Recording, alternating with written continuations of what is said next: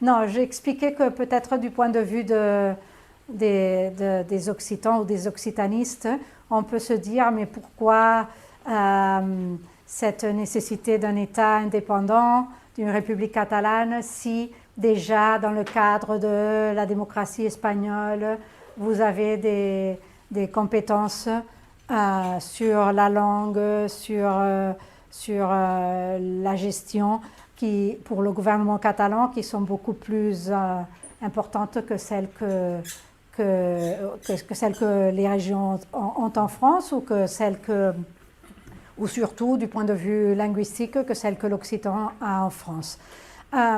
J'expliquais que toutes ces petites conquêtes qu'on a en termes de compétences ou de langue ne sont pas le fruit d'un État espagnol qui est véritablement et de façon majoritaire, aussi bien dans sa base sociale que dans ses institutions, convaincu de la richesse, du respect de la plurinationalité, mais c'est des conquêtes ardument travaillées par des majorités de la population catalane et qui utilisent des contextes favorables pour réussir à avoir ces petites conquêtes. Par exemple, après la dictature, c'est un moment de changement politique et social, et c'est un moment où aussi la mauvaise conscience sur ce qu'avait fait la dictature à la langue et la culture catalane font que la Catalogne réussisse à obtenir des compétences, surtout dans le cadre de la langue, l'école, la télévision catalane, etc. Mais tout de suite, après quelques années, on voit que les conflits de compétences sont constants, que le financement des compétences qu'a le gouvernement catalan est très limité. On nous cède la gestion, mais pas le prélèvement des impôts. Par rapport aux Catalans qui avancent avec une loi d'immersion linguistique dans les écoles, cette immersion linguistique commence à être fortement questionnée par la droite espagnole notamment, mais aussi par une partie du Parti socialiste espagnol. Et donc, on voit que d'une façon majoritaire, tous les spectrums en Catalogne, à l'exception du Parti populaire, décident de réformer les statuts d'autonomie pour avoir une certitude sur toutes ces compétences. Cette réforme du statut d'autonomie obtient un soutien très fort en Catalogne, majoritaire, même les socialistes sont pour. Et ce statut est voté en référendum par la population catalane, mais une décision de la Cour constitutionnelle annule les partis qui représentaient des progrès, notamment par rapport à la langue, par rapport aux compétences, par rapport au financement. Et c'est un peu la fermeture, parce que la Constitution espagnole est irréformable. Elle a besoin d'une grande majorité, de 3/5 parts, et démographiquement, la Catalogne ne pèse pas suffisamment pour pouvoir réformer la Constitution espagnole. Les Catalans, nous représentons le 16% de la population espagnole, donc même si on était tous d'accord, on n'aurait pas les voix suffisantes pour réformer cette Constitution, parce qu'on n'est pas assez pour pouvoir réformer cette Constitution avec un seul des deux grands partis espagnols. Avec cette sentence de la Cour constitutionnelle, les limites à l'autonomie sont fixées, et dans certaines parties, c'est même pas qu'on reste pareil, mais on assiste à une véritable régression. Par exemple, l'immersion linguistique, la sentence le verdict de la Cour constitutionnelle dit que l'espagnol aussi doit être langue véhiculaire à l'école, et à partir de cette sentence, on a des décisions des tribunaux qui annulent l'immersion linguistique. On en a eu quelques-unes ces dernières années. La dernière, hier, avec une décision, un arrêt de la Cour suprême qui de facto annule l'immersion linguistique parce qu'elle oblige à un pourcentage d'espagnol dans les matières obligatoires. En tout cas, c'est à ce moment-là que le mouvement populaire d'abord, et après les partis politiques. Les partis politiques, évidemment, sont contre tout ce qui est en train de se passer avec cette décision de la Cour constitutionnelle, mais ils ne réagissent pas dans le sens de changer leur agenda politique. C'est le mouvement populaire qui commence par une organisation, par exemple, de référendum populaire sur l'indépendance en 2009, 2010, 2011, dans 554 communes de la Catalogne. On en a 900 au total. Donc, il y a une augmentation de la participation populaire, de l'activisme. Et finalement aussi, il y a cette création de l'Assemblée nationale catalane en 2012 qui organise la première grande manifestation indépendantiste le 11 septembre, indépendantiste qui dépasse le million de personnes dans les rues de Barcelone. Et c'est à partir de cette transformation et de cette mobilisation populaire que l'agenda politique des partis politiques change et le référendum d'autodétermination devient une question centrale dans l'agenda politique. À partir de ce moment, c'est cette étape 2012-2017 jusqu'au référendum du 1er octobre où la mobilisation populaire est immense, mais aussi le blocage politique jusqu'à arriver à l'extrême de cette... D'abord, c'est évident que d'abord, on demande que le référendum soit accordé. C'est l'époque où l'Écosse arrive à un accord avec Cameron en Grande-Bretagne pour faire un référendum d'indépendance. Ils le font en 2014, mais ils le perdent, mais il est complètement accordé avec le Royaume-Uni. Et donc, nous aussi, les partis politiques indépendantistes demandent d'abord un accord pour pouvoir faire ce référendum de manière accordée. C'est non après non. Et finalement, en 2017, le référendum est organisé de façon unilatérale.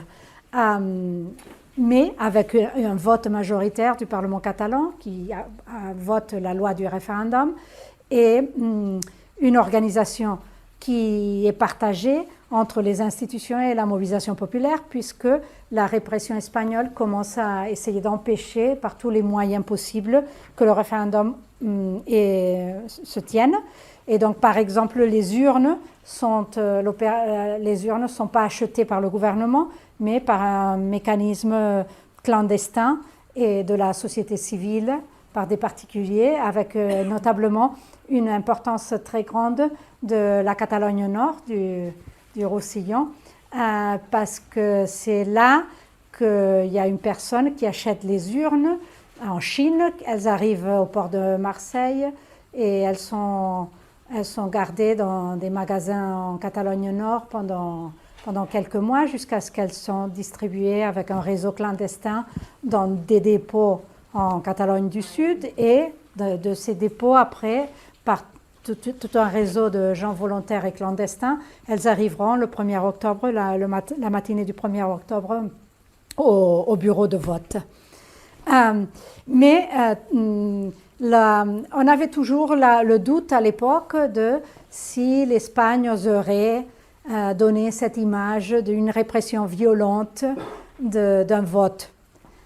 Si elle n'avait pas assez après le vote, comme ça s'était passé en 2014, dire que le vote n'avait pas de conséquences et empêcher d'une certaine façon la proclamation de l'indépendance ou sa virtualité après. Mais si on pensait que non, qu'elle n'oserait pas, et ça n'a pas été le cas. Ils ont osé exercer la violence policière contre les votants.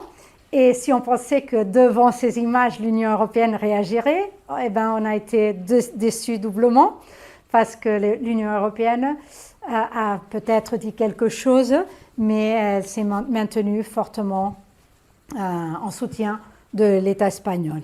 Ce référendum a été une victoire morale énorme, une victoire démocratique, une victoire populaire, parce que le référendum a eu lieu, parce que malgré la violence, on a pu voter un peu partout. Mais c'est vrai que tout ce qui est venu après a été un peu... on a démontré un peu notre impuissance, l'impuissance collective, à soutenir cette victoire du 1er octobre et la transformer en une république catalane réelle. Il y a eu beaucoup de doutes, les divisions dans le camp indépendantiste sont apparues sur que faire après le référendum. Il y a eu cette suspension de la déclaration d'indépendance du 10 octobre en appelant à une négociation avec l'État espagnol. L'État espagnol, évidemment, le gouvernement espagnol n'a pas utilisé cela pour négocier, mais pour se renforcer la suspension de l'autonomie. Les premières manifestations unionistes ou du non en Catalogne ont lieu. La pression et la campagne économique de peur est très intense. Et ce mois d'octobre, chaque jour qui passe, l'État espagnol est plus fort et l'indépendantisme est plus faible.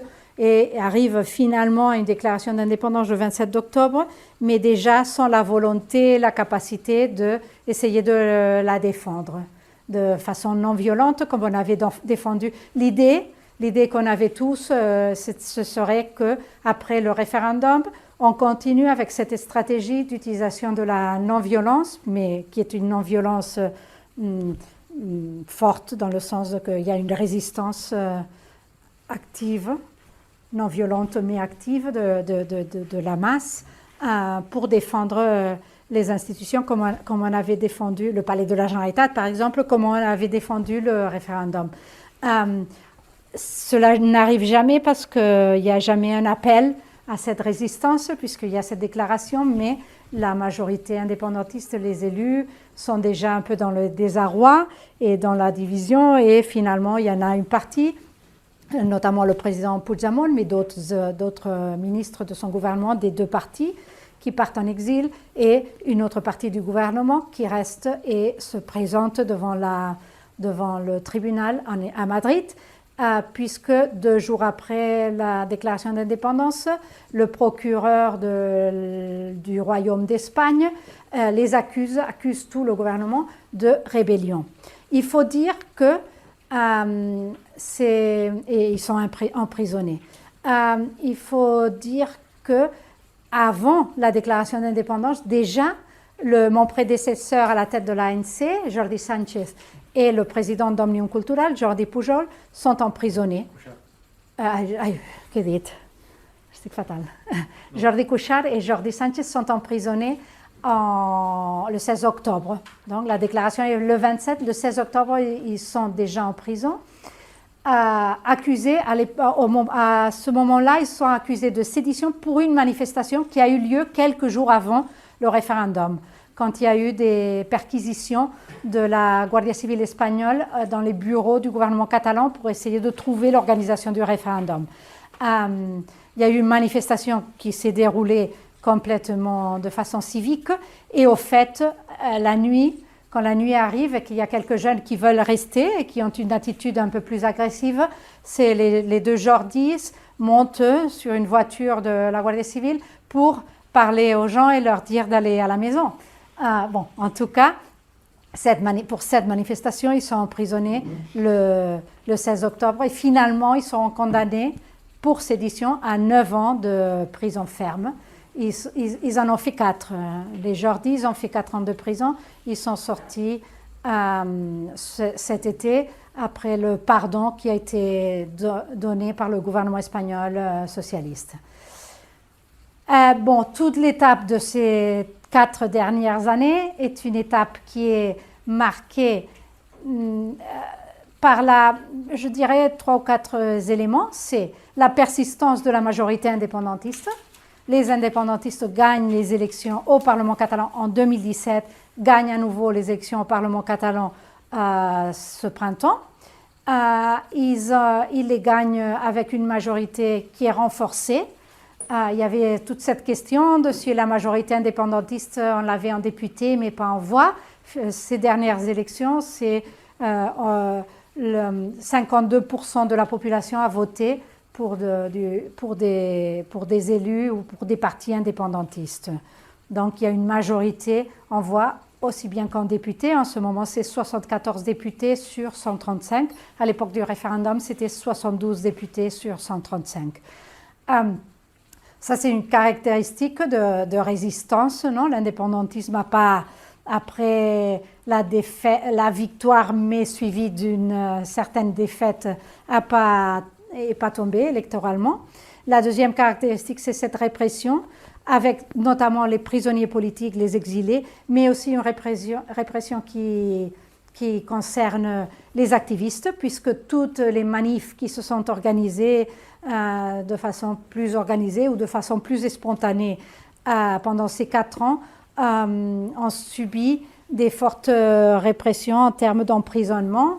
Et maintenant, il y a tous des procès, il y a 3000 personnes plus ou moins qui sont face à la menace de procès du point de criminaux et qui risquent la prison. Aujourd'hui même, il y a eu un jeune qui avait fait appel parce qu'il avait été condamné en première instance à 3 ans et demi de prison et l'appel n'a pas réussi et donc je ne sais pas si l'appel à la Cour suprême paralyse son entrée en prison, mais probablement dans les prochaines années, on verra des jeunes Catalans qui rentreront, qui seront condamnés à des peines de prison. Il y a aussi il y a eu aussi toute cette répression sur les élus, les maires. Il y a des maires qui sont toujours dans des procès pour avoir aidé à organiser le référendum. Il y a eu les prisonniers politiques qui étaient les membres du gouvernement qui ont fait ça, qui ont sa sentence de 13 ans de prison pour Junqueras, par exemple, qui ont fait que 4 ans de prison et qui maintenant sont pardonnés. Mais il y a encore des procès pour le deuxième niveau du gouvernement.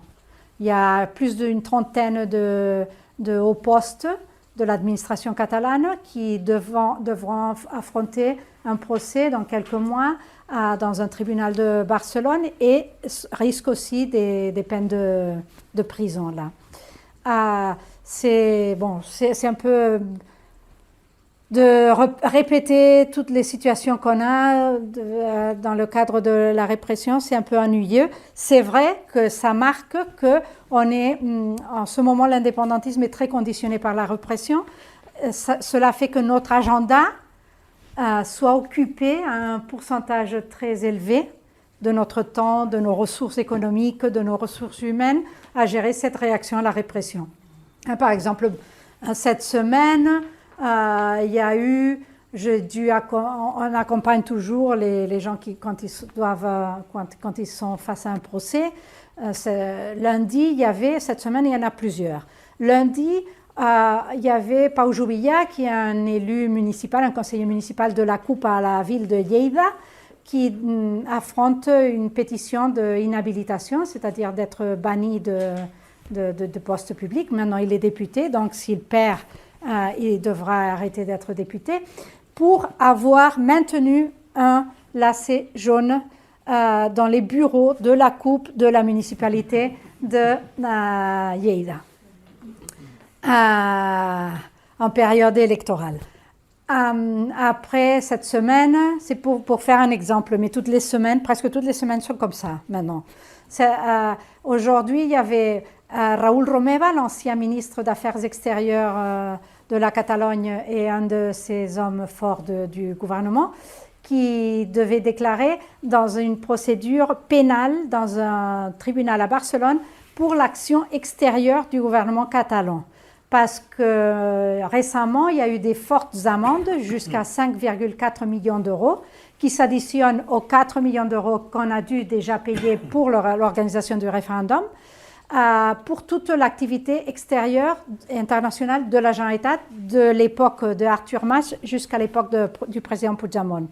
Cette activité, qu'est-ce qui est criminalisé ? Eh bien, par exemple, l'organisation de conférences par une institution semi-publique qui s'appelait Diplocat, qui organisait des conférences sur le droit d'autodétermination dans des universités à l'étranger. Le tribunal de Cuentas, qui est la cour des auditeurs, elle considère, la cour de comptes espagnole, elle considère que cette activité était illégale et donc qu'il faut rembourser l'argent qui a été dépensé dans toute l'organisation de ces conférences ou visites de journalistes français. Moi, j'avais participé, je n'étais pas présidente de l'ANC, mais j'avais participé à plein d'activités du Diplocat. Par exemple, un 11 septembre, il y avait eu une visite de journalistes français Je me souviens qu'il y avait eu de la zone de Bordeaux, France-Ouest, je crois. Bon, il y avait plusieurs journalistes français qui étaient invités par le Diplocat. Et le Diplocat a organisé un petit déjeuner pour parler de la question économique liée à l'indépendance avec un économiste qui était contre l'indépendance de façon très virulente et moi. Ce petit déjeuner probablement fait partie des dépenses qui sont considérées illégales. Donc on ne peut pas organiser un petit déjeuner avec des journalistes pour débattre avec la position du oui et du non sur la viabilité de l'indépendance de la Catalogne du point de vue économique. Bon, cette semaine, il y a eu cette amende de 5,4 millions d'euros qu'ils ont dû payer récemment. En ce moment, on n'a pas récolté assez d'argent avec les caisses de solidarité et il y a un peu d'argent de partis politiques, d'Esquerra notamment, et les immeubles en tant qu'aval, on dit aval? Aval, la garantie, c'est les immeubles, les propriétés immobilières, les appartements des politiciens ont été portés comme garantie. Mais il n'y a pas que l'amende, maintenant il y a aussi un procès pénal qui s'ouvre dans un tribunal de Barcelone. Et demain, il y a un autre procès qui est contre 7 ou 9, Abel, tu te souviens? Als 30G. C'était des manifestants. Il y avait une séance du Parlement catalan juste après les élections de 2017 où il y a eu Puigdemont devait être investi et finalement la séance a été annulée parce qu'il y a eu une division dans le camp indépendantiste. Comme il y avait la Cour constitutionnelle qui disait que c'était illégal quand on vote pour Puigdemont comme président avec une vidéoconférence à distance. Donc finalement, cette séance a été arrêtée. Il y avait une manif qui était organisée à l'extérieur par l'ANC et il y a quelques jeunes qui, une fois la manif a été déconvoquée, sont restés. Il y a eu un peu d'affrontement avec la police et maintenant ils ont leur procès où on leur demande aussi quelques années de prison, je crois. Ces 9 jeunes Bon, c'est chaque semaine, la répression occupe une partie très importante de notre temps. Elle conditionne aussi effectivement le fait qu'on ne reprend pas le chemin, s'explique aussi par la répression, puisque maintenant les hommes politiques ont vécu prison, ont vécu exil, ont vécu amende. Et il y a cette prudence avant de décider, de faire un pas en avant, quelles conséquences ce pas en avant aura.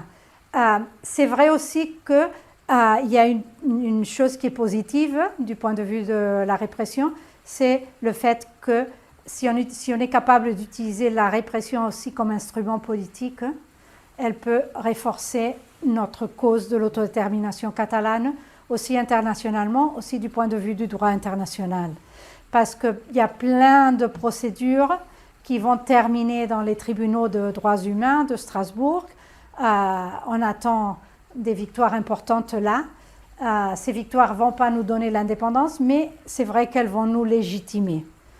Et il y a ces théories sur le droit d'autodétermination. Il y a la théorie classique, c'est avoir une langue, une histoire commune, être un peuple, tous les peuples ont le droit à l'autodétermination, mais après, le droit d'autodétermination est difficilement applicable, les États essayent qu'il ne soit pas applicable, les régulations ne sont pas strictes. C'est vrai qu'il a évolué et il a été renforcé par le principe démocratique. S'il y a une majorité qui le veut, principe démocratique, alors il est applicable. Et les majorités, on les a au Parlement catalan depuis 2012 pour l'autodétermination, aussi pour l'indépendance, mais un peu plus grande, un peu plus importante pour l'autodétermination. On a une autre question qui relève de ce que j'avais expliqué au début, c'est cette différence qui se fait parfois entre l'autodétermination interne et externe. Vous avez droit à l'autodétermination interne si l'État vous reconnaît déjà votre langue, des compétences de d'autonomie, etc. C'est pas vrai que l'autodétermination implique que vous pouvez faire sécession. Mais tout ce qui s'est passé ces dernières années avec les arrêts de la Cour constitutionnelle, toute cette répression aussi judiciaire des éléments de l'autonomie catalane renforce cette idée que c'est pas vrai qu'on ait une véritable autodétermination à l'interne de l'État espagnol. Et finalement, il y a ce qu'on appelle les théories de cause juste, quand il y a des violations de droits fondamentaux, c'est justifié de faire sécession. On n'a pas des violations de droits fondamentaux en forme d'assassinat, génocide, etc. Mais c'est vrai que si on fait la liste de toutes ces violations de droits fondamentaux, elle commence à peser. Elle commence à peser et il va y avoir une visibilisation de ça dans les organismes internationaux, dans les tribunaux internationaux. Donc, je pense qu'il faut tenir compte de ça, que la cause catalane maintenant elle est connue dans le monde entier. Si elle n'est pas oubliée, elle n'était pas dans l'agenda international. Personne, quand on parlait de questions de type national et de conflits nationaux en Espagne, les gens avaient tendance à connaître le cas basque, mais le cas catalan n'était pas connu de façon majoritaire aux États-Unis, en Amérique latine, etc., ou dans d'autres pays, en Asie. Maintenant, avec le 1er octobre, on a eu cette visibilisation. Et donc, ça nous situe d'un point de vue un peu mieux qu'avant 2017. Mais c'est évident que la difficulté de faire une indépendance dans un contexte d'un État qui ne veut pas discuter de la possibilité d'accéder à l'indépendance par des voies démocratiques est compliquée. C'est pas une procédure facile, en plus que c'est une procédure de laquelle on n'a pas d'expérience à l'intérieur de l'Union européenne. Il y a plein d'indépendances qui se sont faites à l'extérieur de l'Union européenne, de pays qui maintenant sont membres de l'Union européenne, mais à l'intérieur de l'Union européenne, il y a moins d'expérience. Moi, je pense que, et c'est un peu ce que pense c'est un peu la position de l'ANC, que les indépendances, finalement, c'est très utopique de penser qu'on peut y accéder par des voies négociées. Ce serait idéal que les décisions démocratiques puissent concerner aussi les décisions sur les frontières, mais la plupart des indépendances, finalement, sont une question de fait. Et que de la même façon que par la voie des faits, on a fait un référendum contre tout un État, il faudra faire une autre décision de souveraineté, ce soit un référendum ou une déclaration d'indépendance, mais cette fois-ci, essayer de la soutenir avec la mobilisation populaire, être plus fort et résister, escalader le conflit jusqu'à ce que peut-être alors la voie d'une négociation à l'international puisse s'ouvrir. C'est vrai que l'Union européenne, normalement, elle ne réagit que devant les conflits qui sont d'une certaine importance. Et c'est aussi vrai que le fait que l'Espagne appartienne à l'Union européenne limite aussi les possibilités de la violence d'État. Une violence du type policière, comme celle qu'on a vue le 1er octobre, est acceptable. Tous les États européens, et notamment l'État français, dans des manifs, utilisent ce type de violence. Cela est tolérable encore de nos jours, mais l'utilisation d'une armée contre une population civile sans armes, moi je suis absolument convaincue que ce n'est plus possible. C'est pour ça que l'État espagnol n'utilise plus l'armée, mais utilise les juges. Il essaye d'utiliser les juges pour empêcher ce procès d'indépendance de terminer avec une république catalane indépendante. Il faut qu'on résiste à cette répression et surtout qu'elle ne nous paralyse pas et que dès qu'on pourra, on sait quelle est la clé du succès. La clé du succès, il faut la voir avec ce que l'on a fait lors du 1er octobre.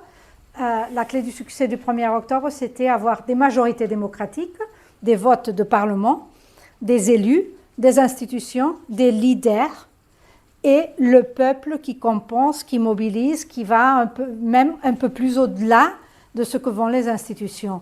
Mais la clé, c'est cette unité stratégique entre élus et mobilisation populaire, un peu comme votre maire Ferrou, avec la révolte des vignerons, quand c'est lui qui s'est mis à la tête de la révolte. Et je pense que cette désobéissance à la fois institutionnelle et populaire et civile sera la clé d'une victoire définitive et de l'obtention d'une république catalane. Très bien. Contre la répression, on dit indépendance et libertat, parce qu'on ne veut pas ne parler que de la répression. On veut transformer la répression en une chose positive et donc on met à l'avant l'indépendance qui est l'objectif politique parce que la répression, elle essaye qu'on n'atteigne pas l'objectif politique. Et on terminera avec la répression avec l'indépendance. L'indépendance comme garantie de liberté.